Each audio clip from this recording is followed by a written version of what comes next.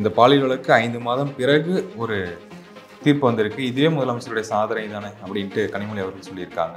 அப்படி எடுத்துக்கலாமா அந்த விஷயம்? இதில் என்னங்க சாதனை இருக்குது? முதல்ல அந்த எஃப்ஐஆரை லீக் பண்ணது யார்? எத்தனையோ பாலியல் குற்றங்கள் இன்னைக்கு தண்டிக்கப்படாமல் போகுது. அண்ணனை காப்பாற்றுறதுக்கு தங்கச்சி ஜாலரா அடிக்கிறாங்க, அவ்வளோதான். அதனால் இதை ஒரு சாதனையாக பேசுறதுன்றது ரொம்ப ரொம்ப அருவருப்பானது. இதில் எந்த சாதனையும் கிடையாது. உயர்நீதிமன்றம் எஸ்ஐடியை போடுது. சென்னை காவல்துறை மேலே நம்பிக்கை இல்லாமல் தானே ஸ்பெஷல் இன்வெஸ்டிகேஷன் டீமை போடுது. அப்புறம் நீங்கள் பெருமைப்படுதல் என்ன இருக்குது? அதனால் இதை ஒரு சாதனையாக பேசுறதுன்றது அருவருப்பானது. இப்படி ஒரு சம்பவம் நடந்ததை நினச்சி ஆட்சியாளர்கள் வெட்கப்படணும். இது அவங்க குடும்ப விவகாரத்தில் அவர் மறைமுகமாக உயர்வின விருச்சியில் நயவஞ்சகமாக அண்ணனை அவர் புகழ்கிறார் என்று கூட நாம் எடுத்துக்கொள்ளலாம். இந்த ஒரு நபர் தான் அக்யூஸ்ட் ஃபிக்ஸ் பண்ணிட்டாங்க. இன்னொருத்தர் ஒரு சார் இருக்காருங்கிற விஷயம் இன்னும் போய்கிட்டு தான் இருக்கு. இது லாவணி கச்சேரி பாடிக்கிட்டு இருக்க முடியாது. இதில் எல்லாரும் அரசியல் பண்ணுறாங்க. திமுக இதை மறைக்கிறதுக்கு அரசியல் பண்ணிச்சு. உண்மை என்னவாக இருந்தாலும் பிஜேபியும் அண்ணா திமுகவும் ஏற்றுக்க போகிறது கிடையாது. அவங்களுக்கு சில இருந்தாலும் இல்லாட்டியும் சில திமுக முக்கியஸ்தர்களை எங்கிட்ட என்ன எவிடன்ஸ் அது சொல்லுங்கள். எங்கிட்ட எவிடன்ஸ் இருக்குது, நாளை கொடுப்பேன், 48 மணி நேரத்தில் கொடுப்பேன்றதெல்லாம் இது முழுக்க அரசியல் பேச்சு. இப்போவே ஸ்பாட்டில் ஆதாரத்தை பொலிட்டிக்கல் மைலேஜ் தேட இதில் பார்க்குறாங்க. அதுக்கு மீடியா பலியாகக்கூடாதுன்றது தான் என்னுடைய பாயிண்ட். ஆகவே இது புரியாமல் அல்லது இது தெரிஞ்சும் இது அரசியல் ரீதியாக எதிர்கட்சிகள் கொண்டு போகுது. இந்த 200 தேதிகள் ஜெயிப்போம் அப்படிங்கிறது தான் சொல்லிட்டு வந்துட்டே இருக்காங்க. போன இயர்லேருந்து இப்போ வரைக்கும் போயிட்டு இருக்கு. விஷன் 200 234 சொல்லிக்க வேண்டியதானே. இது 200ஓட ஏன் நிறுத்துவீங்க? மொத்தமாக 200 தான் அழிவு போக வேண்டியது. அந்த 34 மட்டும் ஏன் விடுறீங்க? அது ஏன் 199 இருக்கக்கூடாது, இல்லை 201 இருக்கக்கூடாது, இல்லை 234 இருக்கக்கூடாது? மாப்டி பார் 400 பார்னு மோடி சொல்லிட்டு எப்படி 303லேருந்து 240 சரிஞ்சாரோ அந்த மாதிரி தான் திமுகவும் சரியாக போகுது. திமுகவோட பலம் டெல்லியில் மோடி இருக்கிறதும், இங்கே தமிழ்நாட்டில் எதிர்கட்சிகள் பலம் இல்லாமல் இருப்பதும் தான். திமுகவோட சாதனைகள் திமுகவுக்கு பலம் கிடையாது. திமுகவும் திமுக கூட்டணிகளும் யாருக்காவது கோயில் கட்டி கும்பிடணும்னா தமிழ்நாட்டில் மோடிக்கு தான் கோயில் கட்டி கும்பிடணும். விஜய் ஓட விடுறாரா இல்லையா, இவங்களுக்கு ரொம்ப டிஸ்டர்பன்ஸ் பண்ணுறாரு. விஜய் இவங்களுக்கு பெரிய அளவில் டிஸ்டர்ப் பண்ணுறாரு. விஜய் இவங்க ஓட்டை உடைக்கிறாரு. விஜய் ஜெயிக்க முடியாது, ஆனால் திமுக வெற்றியை அவரால் சிதைக்க முடியும். 26 திமுக வெற்றிக்கு திமுகவுக்கு பெரிய சவால் எதுன்னு கேள்வி கேட்டிங்கன்னா விஜய் தான்.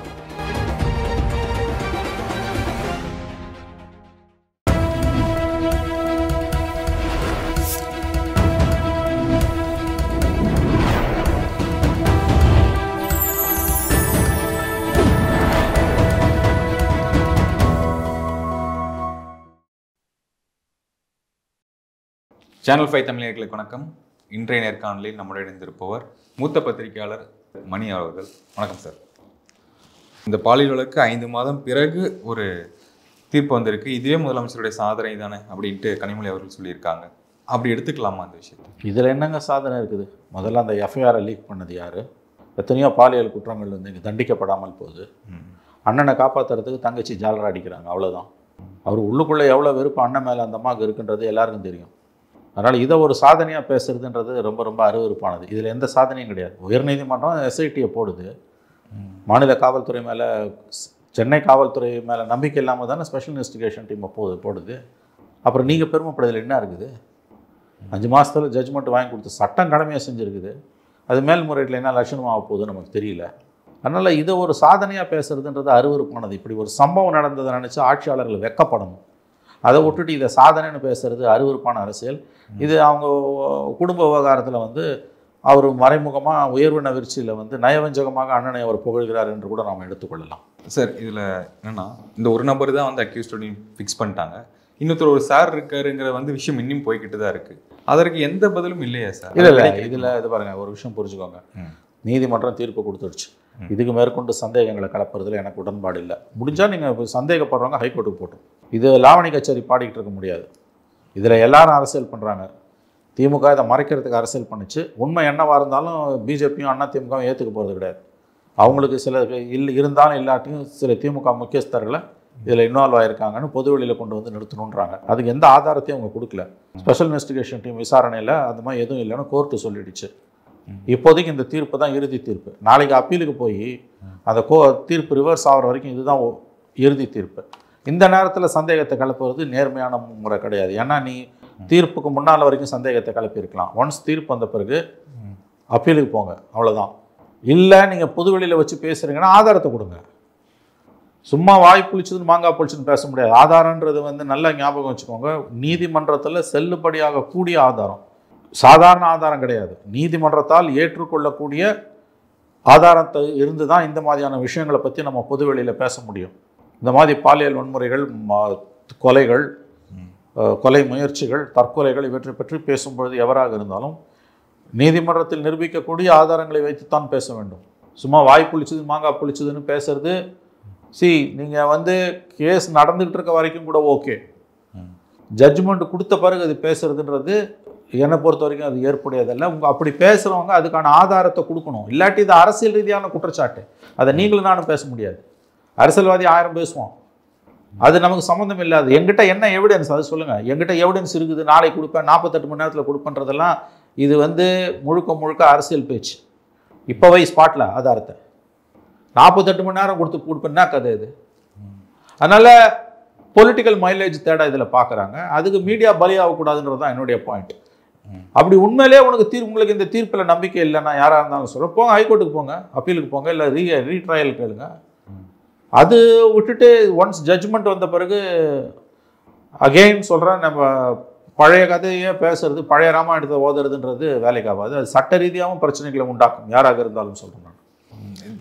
ஜஸ்ட் ஒரு பொலிட்டிக்கல் மைலேஜ் வேற என்னங்க இருக்குது? நான் திரும்பவும் சொல்கிறேங்க, murder, attempt murder, suicides, rape, இதை பற்றிலாம் பேசும்பொழுது ஒரு தடவைக்கு 2 தடவைக்கு 3 தடவைக்கு 30 தடவை யோசித்து பேசணும். உங்கள் கையில் ஆதாரம் இருந்ததுனாலும் அது எந்த மாதிரியான ஆதாரம்னா நீதிமன்றத்தில் செல்லுபடியாக கூடிய ஆதாரமாக இருக்கணும்.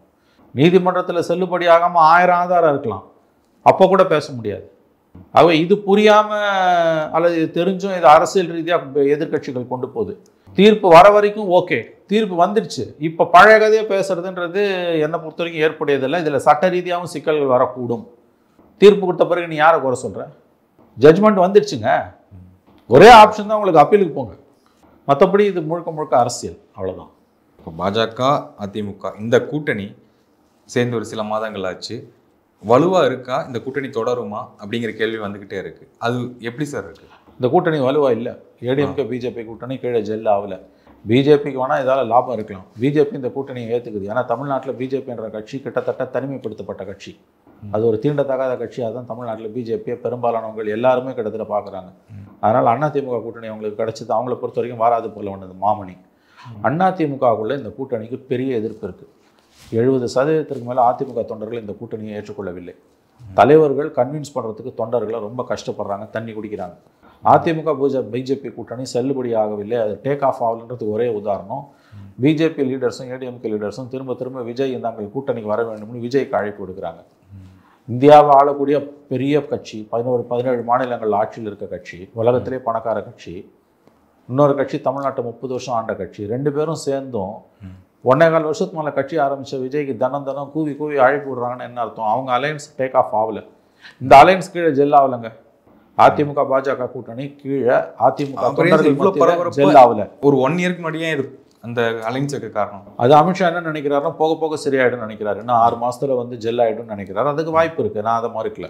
நாள் நெருங்க திமுக அரசு இன்னும் தவறுகளை செய்யும்பொழுது டிசம்பர் ஜனவரி வாக்கில் இன்னும் புதிய கட்சிகள் இந்த கூட்டணியில் சேர்ந்தால் கண்டிப்பாக இது ஜெல் ஆகிறதுக்கான வாய்ப்புகள் இருக்குது, நான் இல்லைன்னு மறுக்கல.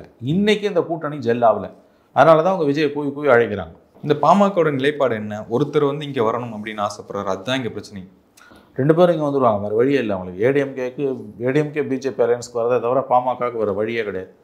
அப்பா மகன் சண்டையெல்லாம் முடிவுக்கு வந்துடும். அப்பாவை வைக்க வேண்டிய இடத்துல மகன் வச்சுருவார், இல்லைன்னா அமித்ஷா வச்சுருவார். அப்பாவை எங்கே வைக்கணுமோ அங்கே வச்சுருவார். பாமக அதிமுக கூட்டணிக்கு தான் வரப்போகுது, அவங்களுக்கு வேறு ஆப்ஷனே கிடையாது.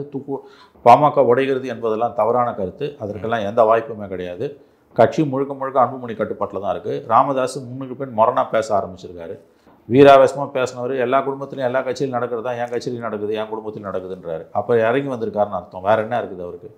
அதனால் இந்த கூட்டணி பாமக உடையாது, அது அதிமுக பாஜக கூட்டணிக்கு தான் போகும், திமுக கூட்டணிக்கு அவங்க போக முடியாது. விஜய் இங்கே என்டிஏக்கு வரணும்னு எதிர்பார்க்குறாங்க அப்படிங்கிற பேச்சுக்கள் எல்லாமே போயிட்டுருக்கு. பற்றியில் திமுகவுடைய அமைச்சர்கள், முக்கிய அமைச்சர் என்ன சொல்கிறாங்கன்னா, விஜய் நேற்று முளைச்ச காலம். விஜய் பற்றி பேசின அமைச்சர் துறைமுறை என்ன சொல்கிறாருன்னா, விஜய் ஒரு பச்சா அப்படிங்கிறாங்க. இந்த விமர்சனங்கள்லாம் சரியா? இல்லை, அது அப்படி தான் அவங்க பேசுவாங்க, அந்த கௌரவத்தை கொடுக்க மாட்டாங்க. ஆனால் இப்படி தான் குறைச்சி மதிப்பிட்டு தான் கடந்த காலங்களில் நல்லா வாங்கி கட்டிகிட்டு இருக்காங்க. எம்ஜிஆர் இப்படி தான் இழிவுபடுத்தினாங்க. 72லேருந்து 77 வரைக்கும் 5 வருஷம் அந்த எம்ஜிஆர் தான் திமுகவை ஓட விட்டார். இல்லை, அப்படி பார்க்கும்போது சார் எம்ஜிஆரும் விஜயும் ஒன்றா அப்படிங்கிற கம்பேரிஷன் தான் வரேன். அதுக்கு தான் வரேன். எம்ஜிஆர் 5 வருஷம் எம்ஜிஆரை விமர்சனம் பண்ணாங்க. அவர் அதிகாரத்துக்கு வந்து 10 வருஷம் ஓட விட்டார். ஜெயலலிதாவை இழிவுபடுத்தினாங்க. அந்த அம்மா கிட்டத்தட்ட 15 வருஷம் இவங்களை அதிகாரத்துக்கு பக்கமே வராமல் ஓட விட்டாங்க. விஜய் ஓட விடுறாரோ இல்லையோ இவங்களுக்கு வந்து ரொம்ப டிஸ்டர்பன்ஸ் பண்ணுறாரு. விஜய் வந்து இவங்களுக்கு பெரிய அளவில் டிஸ்டர்ப் பண்ணுறாரு. விஜய் இவங்க ஓட்டை உடைக்கிறாரு. விஜய் ஜெயிக்க முடியாது, ஆனால் திமுக வெற்றியை அவரால் சிதைக்க முடியும். அவர் எம்ஜிஆரோ ஜெயலலிதாவோ கிடையாது, அவர் விஜய் தான். எம்ஜிஆர் ஜெயித்த மாதிரி ஜெயலலிதா ஜெயித்த மாதிரி விஜய் ஜெயிக்க முடியாது. விஜய் 26 ஜெயிக்க மாட்டார், ஆனால் திமுக வெற்றியை பெரிய அளவில் அவர் சிதைப்பார். அதான் இப்போ இருக்க சிக்கல். இல்லை, ஒரு விமர்சனம் என்னென்னா 234 தொகுதிகளுக்கும் கேண்டிடேட் போகிறக்கு விஜய் கட்சியில் ஆள் இருக்கா அப்படின்லாம் கருது. அதெல்லாம் ஆணவமான பேச்சு இருக்குது. கூட்டணி அந்த ஒரு கட்சியில் ஆள் இருக்குது. அவங்க பூத் கமிட்டி மேனேஜ்மெண்ட்லாம் போட்டிருக்காங்க. 234 தொகுதியிலையும் ஓட்டு அவருக்கு பூத் கேண்டிடேட் இல்லைன்றதெல்லாம் தவறான பார்வை. அது ரொம்ப இழிவுபடுத்தக்கூடிய ஒரு பேச்சு. அப்படி கிடையாது. அவருக்கு வந்து கேண்டிடேட்லாம் இருக்காங்க. அவர் குறைஞ்சது 15% 20% ஓட்டை உடைப்பாருன்னு பிரசாந்த் கிஷோர் சொன்னது உண்மை. மினிமம் 15% ஓட்டை அவர் உடைப்பாருன்னு தான் நான் நம்புகிறேன். அதுவே திமுகவுக்கு பெருத்த பின்னடைவு. இல்லை, சர்வேல வருது சார் 20%, 25 அந்த மாதிரிலாம் வந்துகிட்டு இருக்கு. என்னை பொறுத்த வரைக்கும் ஒரு 15% 18% ஓட்டு அவருக்கு இருக்குது. நான் அப்படி தான் பார்க்குறேன். அது உழுதுனாலே திமுகவுக்கு பெரிய ஆபத்து இருக்குது. விஜய் ஃபேக்டர் தாங்க திமுகவுக்கு பெரிய சவால். 26 திமுக வெற்றிக்கு திமுகவுக்கு பெரிய சவால் எதுன்னு கேள்வி கேட்டிங்கன்னா விஜய் தான். விஜய் திமுக ஓட்டை உடைக்கிறார், அண்ணா திமுக ஓட்டையும் உடைக்கிறாரு, திமுக ஓட்டையும் உடைக்கிறார். நல்லா எப்படி வருவாங்க நினைக்கிறீங்க? எதிர்கட்சி வரக்கான வாய்ப்பு இருக்குமா? அவர் அண்ணா திமுகவோட கூட்டணி வச்சாருன்னா எதிர்கட்சி வர வாய்ப்பு இருக்குது. தனியாக போனார்னா சைபர் ஆவார். 4 முனை போட்டி வந்ததுன்னா திமுக வெற்றி உறுதி. ஆனால் விஜய் கணிசமான அளவு ஓட்டை உடைப்பார். தனி மெஜாரிட்டி இல்லாமல் தொங்கு சட்டமன்றமாக வந்து அமையும். திமுகவுக்கு தனி மெஜாரிட்டி வராது, திமுக கூட்டணிக்கு வேணால் மெஜாரிட்டி வரலாம். 118 இஸ் த மேஜிக் நம்பர். தனியாக 118 திமுக ஜெயிக்க முடியாது எந்த கூட்டணியில் போனாலும். ஆனால் 4 முனை போட்டி வந்ததுன்னா திமுக கூட்டணி, காங்கிரஸ், இடதுசாரிகள், விசிக, மதிமுகலாம் சேர்ந்து கூட்டணியாக வெற்றி பெற வாய்ப்பு பிரகாசமாக இருக்கிறது. ஓகே, அதான் சார். இப்போ தான் படம் முடிச்சிருக்காரு, இதுக்கப்புறம் முழு நேர அரசியலுக்கு வருவார் அப்படிங்கிற கருத்து இருக்குது. ஆனால் இவ்வளோ நாள் என்ன பண்ணார்? கட்சி ஆரம்பிச்சுக்கிட்டு இந்த லெட்டர் பேட் கட்சி இந்த விமர்சனங்களாக வருது இல்லை, அதுக்கு உங்களுடைய பார்வை என்ன சார்? அவர் முழு நேர அரசியல்வாதியாகவே வரலைங்க, சினிமாக்காரராக தான் இருந்தார். இப்போ தான் அந்த படம் முடிஞ்சிருக்குது. அநேகமாக இன்னும் சில வாரங்களில் ஜூலை முதல் வாரத்தில் முழு நேர அரசியலுக்கு வருவாருன்றாங்க. வந்த பிறகு தான் நம்ம பேச முடியும். இவ்வளோ நாள் அவர் எதை பண்ணார், ஏன் பண்ணலன்னு பேசுறது அர்த்தம் இல்லாத பேச்சு. ஏன்னா முடிஞ்சு போனது. கடந்த காலத்தை பற்றி எதுக்கு நம்ம பேச மாட்டோம்? எதிர்கட்சிகள் ஓரணியில் திரள வேண்டும், ஓரணியாக செயல்பட வேண்டும் அப்படின்ட்டு திருமா அவர்கள் பேசியிருந்தார், ஒரு மீட்டிங்கில் பேசியிருந்தார். அவருக்கு அந்த ஃபீலிங் இருக்கா? எதனால் அந்த எஸ் 100% அவருக்கு அந்த ஃபீலிங் இருக்குது. எதிர்கட்சிகள் பலவீனமாக இருக்குதுன்றது தான் திருமாவோட வருத்தமே. அதனால தான் திமுக கூட்டணியில் அவர் இருக்கார். ஏன் அவர் ஃபீல் பண்ணுறாரு? ஏன் ஃபீல் பண்ணுறாருன்னா அங்கே ஜனநாயகம் வலுவாக இல்லைன்றது தெரியுது. ஒரு விஷயம் நல்லா புரிஞ்சுக்கோங்க, ஒரு ஜனநாயகம் வலிமையாக இருப்பதற்கு ஆளுங்கட்சி பலவீனமாக இருக்கலாம், எதிர்கட்சி பலவீனமாக இருக்கக்கூடாது. தமிழ்நாட்டோட சாபக்கேடு எதிர்கட்சிகள் பலவீனமாக இருப்பது. இன்றைக்கி பிஜேபி ஃபேக்டர் மட்டும் இல்லைன்னா திரும்ப அதிமுக கூட்டணிக்கு போயிருப்பார். பிஜேபி இருக்கிற காரணத்தால தான் அவர் திமுக வாய்ப்பு இருக்குமா சொல்லிட்டே இருக்காரு. சத்தியமாக போக மாட்டார். பிஜேபி இருக்கிற கூட்டணிக்கு திரும்ப போக மாட்டார். தேர்தல் அணி மாறுகிற பச்சோந்தி அரசியலை திரும்ப செய்ய மாட்டார். அவர் நிச்சயமாக 26 தேர்தலில் திமுக கூட்டணியில் தான் இருப்பார். பாமக உள்ளே வந்தாங்கன்னா அவர் வெளியில் போகலாம். பாமக உள்ள அவர் இழுக்க மாட்டாங்க, திமுக இழுக்காது. தேமுதிகவை இழுப்பதற்கான வேலைகள் நடக்கின்றன. தேமுதிக நிலை என்ன சார்? எந்த பக்கம் அவங்கள இந்த பக்கம் இழுக்கிறதுக்கு பிஜேபி திமுக எல்லா முயற்சியும் பண்ணுது. அவங்க 2 பேர்கிட்டையும் பேசுகிறாங்க.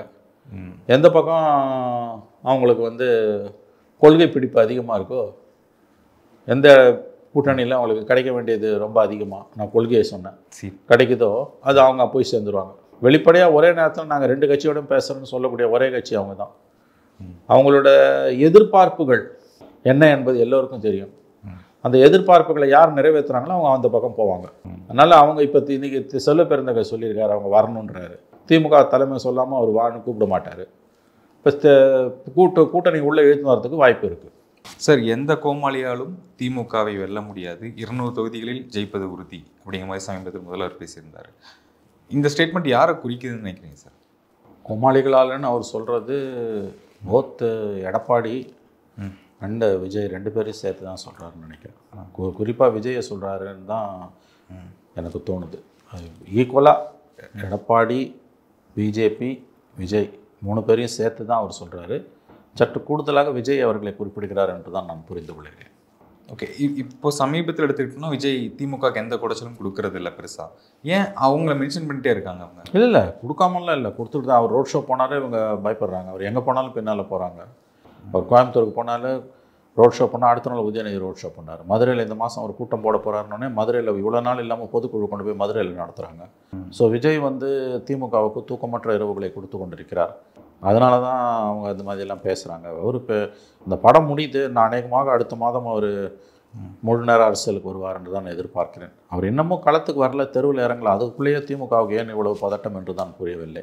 இது விஜய், குறிப்பாக விஜய் வைத்துத்தான் முதலமைச்சர் கோமாளிகள் என்று சொல்லியிருக்கிறார் என்று நான் புரிந்து கொள்கிறேன்.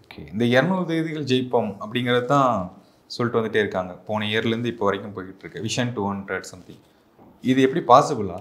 கண்டிப்பாக பாசிபிள் கிடையாது. சத்தியமாக பாசிபிள் கிடையாது.